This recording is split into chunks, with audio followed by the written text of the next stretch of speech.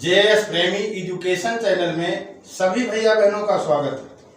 भैया और बहनों, आज हम वृक्ष विधि और विभाजन विधि से गुणनखंड ज्ञात करना सीखेंगे। तो चलिए शुरू करते हैं। लेकिन शुरू करने से पहले जो भैया बहन हमारे चैनल में पहली बार आए हुए हैं वो वीडियो को लाइक और चैनल को सब्सक्राइब करेंगे। लेकिन कब लाइक सब्सक्राइब करेंगे? जब सवाल समझ में आ जाए। तो आप लोग ध्यानपूर्वक देखेंगे, सुनेंगे और समझेंगे। पहला सवाल लेते हैं। 24 के हम गुणनखंड करना है वृक्ष विधि से। पहला सवाल ले रहे हैं हम 24 के गुणनखंड वृक्ष विधि से। वृक्ष विधि से जिसके गुणनखंड ज्ञात करना हो उस संख्या को सबसे पहले हम लिख देते हैं 24।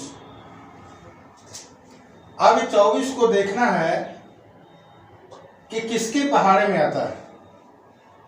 तो आप देख रहे हैं 24 6 के पहाड़े में भी आ रहा है, 6 चौको 24, 4 के पहाड़े में भी आ रहा है, 4 छंग 24, 12 के पहाड़े में भी आ रहा है, 8 के पहाड़े में भी आ रहा है।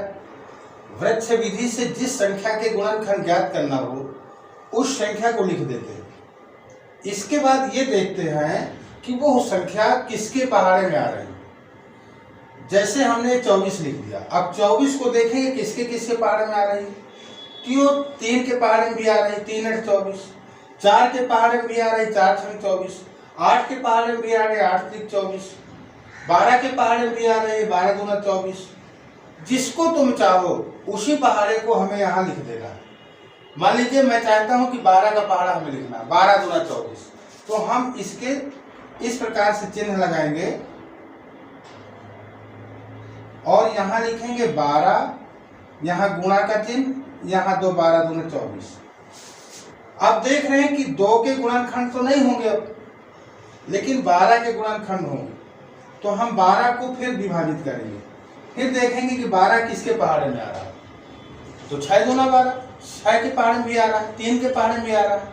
तो हम फिर 6 के पहाड़े में लिख दे रहे हैं, 6 दूना 12। अब यहाँ फिर देख रहे हैं आप कि 2 के गुणनखंड नहीं हो रहे हैं, लेकिन 6 के फिर हो रहे हैं।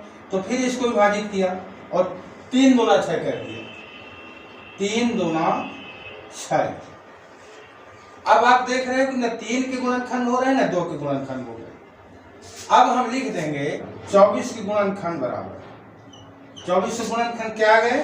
पहले 2 है तो 2 लिख दिया, इसके बाद फिर 2 है तो 2 लिख दिया, गुणा, अब फिर 6 के गुणनखंड 3 गुणा 2 यानी 2 गुणा 3 लिख दिया। अब गुणा करके देख लिया कि 24 आ रहा है कि नहीं। 2 दूना 4, 4 दूना 8 3 24 और यही हमारा उत्तर आ गया। उत्तर 24 के गुणनखंड बराबर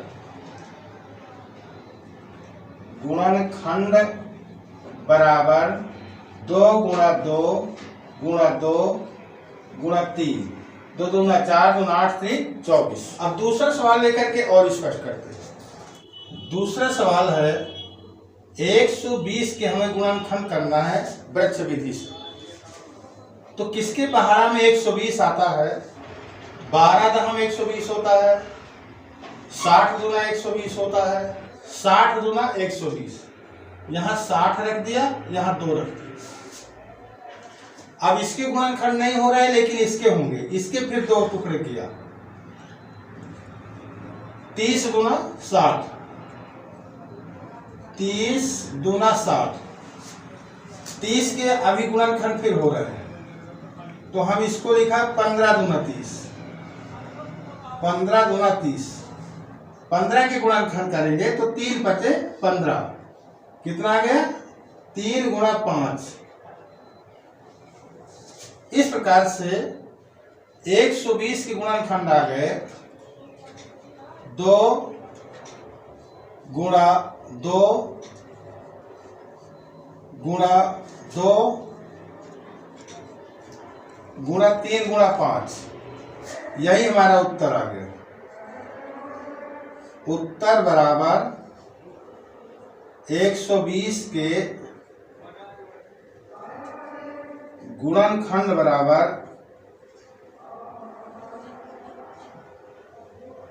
2 गुणा 2 गुणा 2 गुणा 3 गुणा 5। इस प्रकार से हम वृक्ष विधि से गुणनखंड आसानी से ज्ञात कर लेते हैं। अब तीसरा सवाल है 76 के हमको गुणनखंड करना है विभाजन विधि से।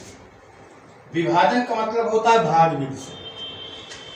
तो हम इस प्रकार से लिख देते हैं जिस संख्या का गुणनखंड करना होता है।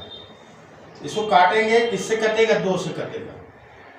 2 3 6, अब 2 8 16, फिर 2 से कटेगा, 2 1 कम 2, 2 नाम 18, अब 19 से कटेगा, 19 1 कम 19। इस प्रकार से 76 के गुणनखंड आ गए 2 गुणा 2 गुणा 19।